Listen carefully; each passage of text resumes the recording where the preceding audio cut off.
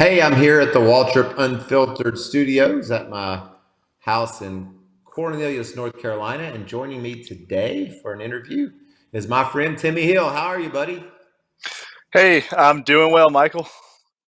It looks like you're in a fancy chair there. What you got going on? Is that where you raced your car Sunday from? Oh yeah. So this is one of my gaming chairs. It's not a sim seat or that type of racing seat, but tell you what, it feels comfortable, and this is exactly what I raced in on Sunday. So I was over at Denny Hamlin's house, and he has a roll cage.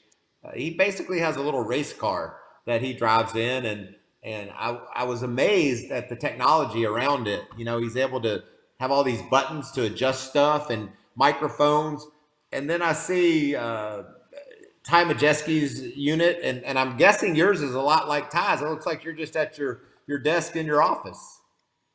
Yes, I am. So this is where I do all my office work, all my tax return stuff, all my business stuff, and I do it on the same desk as my iRacing setup.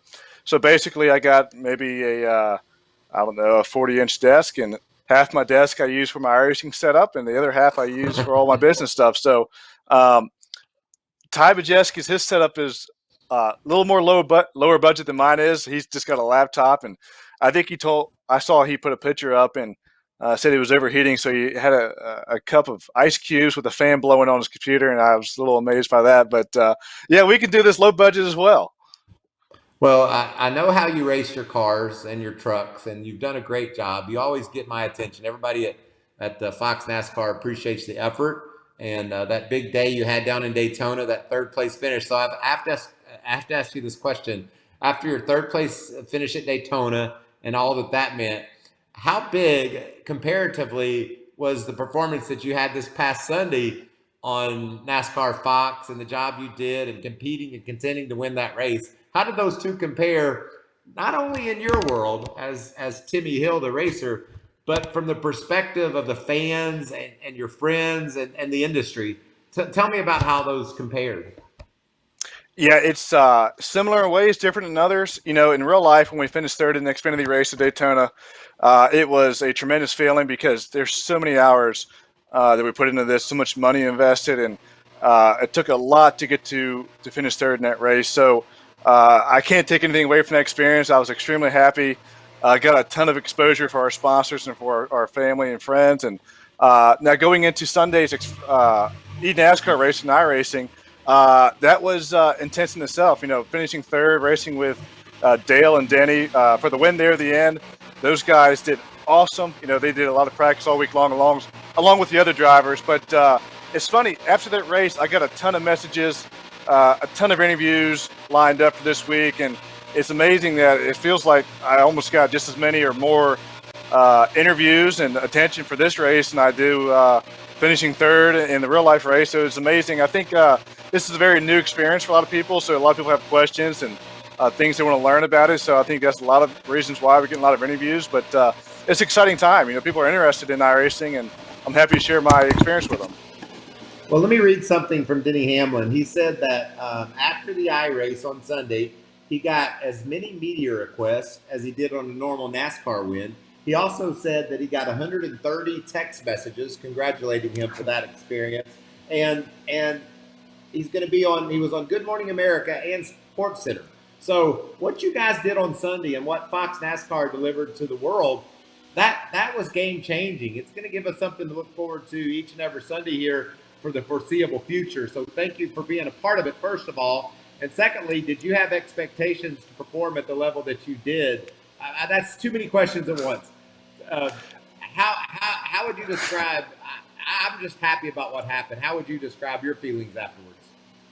Yeah, I was too. You know, it was a good thing for the NASCAR fans and to give them something to get excited about.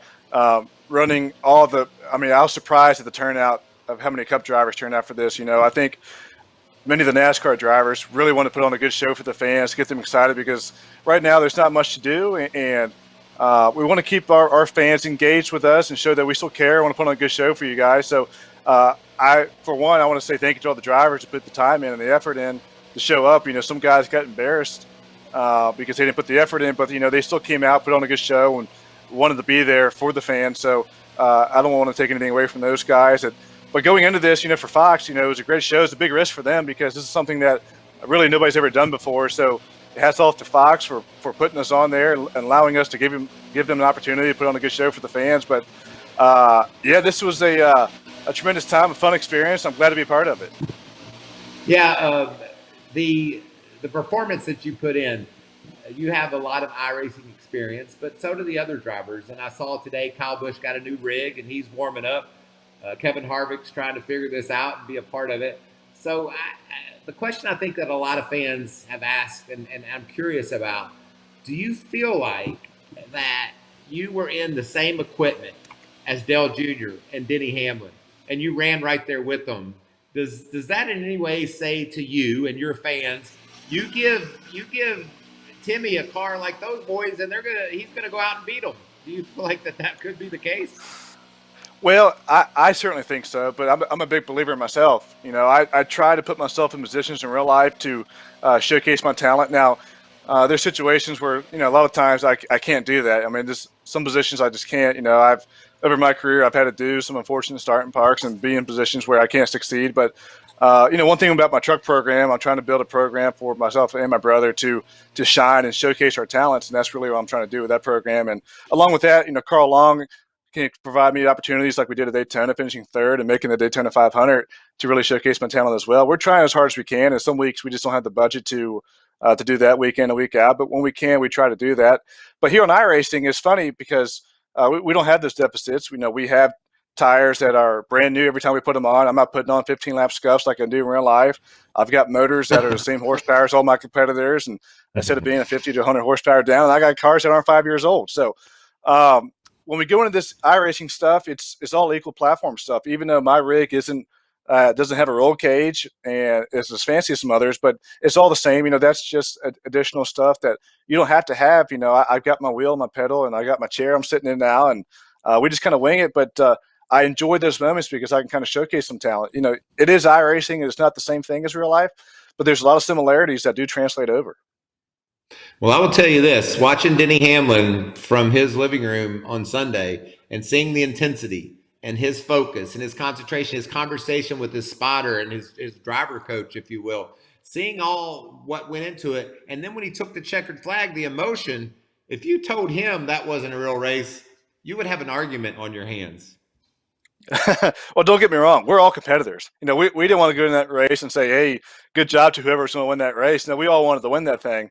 And like you said, the intensity is there because I got done with that race. I was sweating and putting in a lot of effort. We're stalling on these wheels. It is iRacing, but there is a physical part of that. I mean, we're not fighting the same G-forces that we're fighting in the corners as real life, but there's a lot of intensity. There's a lot of focus that you're still putting in this. So, heck yeah, I'm sure he was excited. He was very excited. And I have to ask you, you talked about the struggle to buy new tires in real life and getting a better engine. With the performance that you showed at the race in Miami / at home last weekend, has it excited your sponsors? Has it given you more opportunities in real life to hopefully when we go back NASCAR racing that you can get some better tires and maybe a better engine? It does. I mean, that's my goal behind it.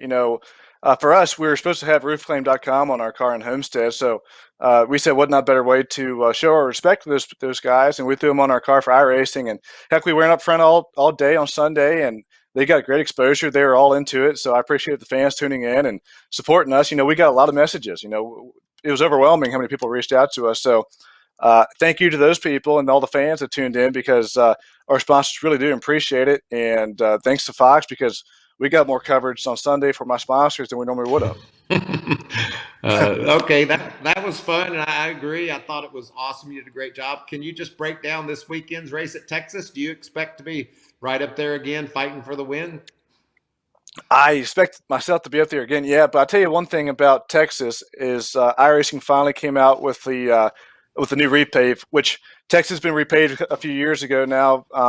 But iRacing took a little time for them to get the rescan, and so we finally do have it on iRacing. But the way these cars are driving this weekend, we're wide open at 3 and 4, especially on qualifying laps for a good probably 10, 15 laps, and barely lifting out the gas at 1 and 2. So I expect to see guys quite a bit closer than we were at Homestead. I think there'd be a lot of drafting.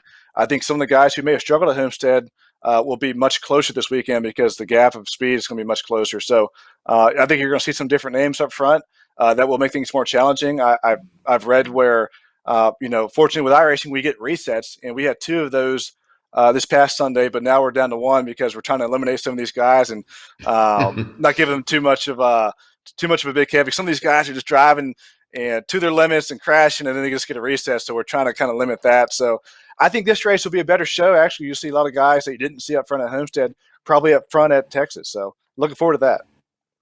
Well, I really appreciate you as a competitor. You know how much you mean to me when I come see you down in the garage area. You and your brother Tyler do a great job of giving it all you got. And I'm glad that we have this opportunity to give you some recognition, to shine a light on you, and to say there's a lot of guys like Timmy Hill, like Garrett Smithley, that are fighting hard and working hard to have an opportunity. And it's awesome to be able to share some of that fun with you last Sunday. Congratulations, and look forward to seeing you on Fox and FS1 simulcasting this weekend, iRacing from Texas. So thanks, buddy, and congratulations again.